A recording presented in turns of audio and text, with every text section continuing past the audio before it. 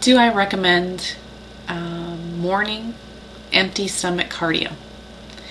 That is a question and kind of offshoots of a few emails I've gotten from Sheridan, who normally I think goes by Sherry, and Kathleen and Jamie.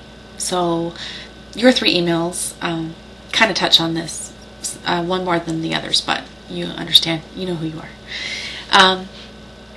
Empty stomach morning cardio. It's gained a lot of popularity in the last, say, 5 years or so. If you ask people why they do it, usually the question or the response that you'll get to that question is that they're trying to access their fat stores more rapidly than they normally would because they don't have a lot of available glycogen and or glucose available to the muscles to do the exercise. So you burn through it a little bit faster and you tap into those fat stores a little sooner.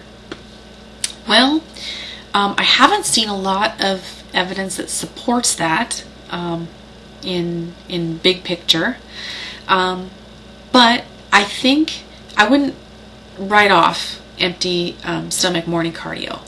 But however, you like that? However, I would use it for a particular type of person, or let's put it this way, I wouldn't use it for certain people, regardless. And then if I were to say it was a good idea, there's going to be a few caveats to that. So the type of person that I wouldn't recommend empty stomach morning cardio to is someone who naturally has higher levels of cortisol already, okay?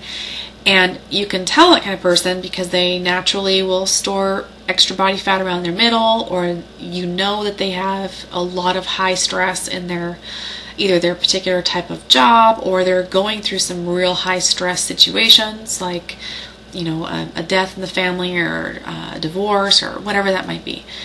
So with those type of people, I don't recommend empty stomach morning cardio simply because you're potentially compounding your level of cortisol and actually likely working against you for fat loss.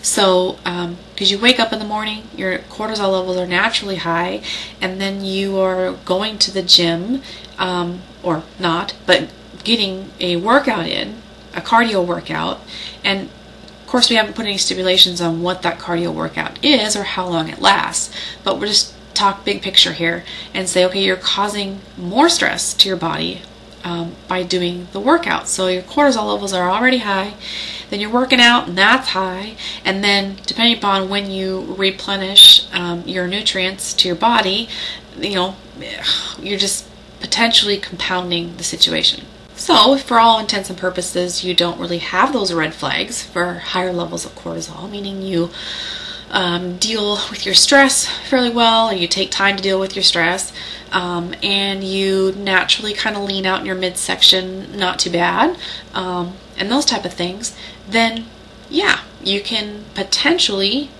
use empty stomach morning cardio as a tool to burn additional body fat. But remember, I said earlier, there's a couple caveats to that. This is just my opinion, but those caveats would be that you are supplementing well surrounding that workout, so branched chain amino acids, you know, a creatine or something like that, depending upon what your weight schedule is as well, your weight workout, but supplement, okay? Secondly, you're not doing something that's overly strenuous to the body, so perhaps a non-weight bearing cardio. So I wouldn't say get on an empty stomach, go out there and run 5 miles or 10 miles, right? So something that's easier on the body but still gets the heart rate up to a certain level. And speaking of heart rate, that's the third section.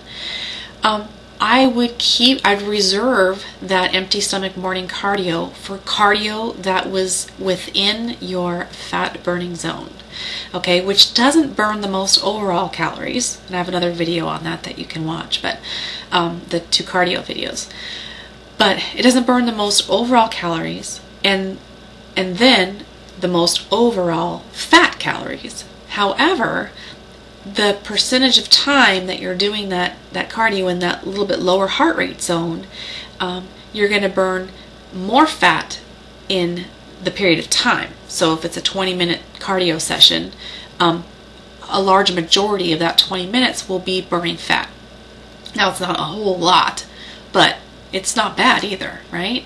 So I would cut down the time potentially a little bit, and I would do a non-weight bearing and keeping my heart rate within that heart rate zone of what would be typical fat burning. So somewhere around, say, 65% of your maximal heart rate. With those three things, I think there's three, together, I think you minimize any damage that you would do counteracting what you're trying to achieve. Now, I must say that this whole thing I've been talking about here for the last couple minutes is with somebody who is within, who's trying to maintain their lean mass that they've already built, and they're wanting to trim down. So they're within, 20 pounds of their goal weight, 15 to 20 pounds, right? Because if you're someone who's just starting out, and I'm working with several clients, many clients actually, that are in this situation, they're just wanting to get started. They have a significant amount of body fat to lose. They just need to get started. Well, in that situation, then you have this scale, right? That's tipped one way or the other. And if it means you're just trying to start getting the first 10 pounds off just so you see some progress, then empty stomach morning cardio is better than nothing, okay? But if you're within, 20 pounds, 15, 20 pounds of your goal, right, then you're potentially doing more damage by doing empty stomach morning cardio without following the rules that I laid out. And again, that's just my own opinion. I'm sure there's many people out there that only do empty stomach morning cardio and look fabulous. So that's just my own experience and kind of where I sit on that question. So I would recommend putting cardio in after you've already been nutritionally supported a little bit. And one good way to tap into those fat stores is placing it right after your weight training, keeping your weight training down to a manageable time frame so that you can stick a good cardio session post-weight training. That seems to be the most effective for myself and my clients. So hope that helps a little bit.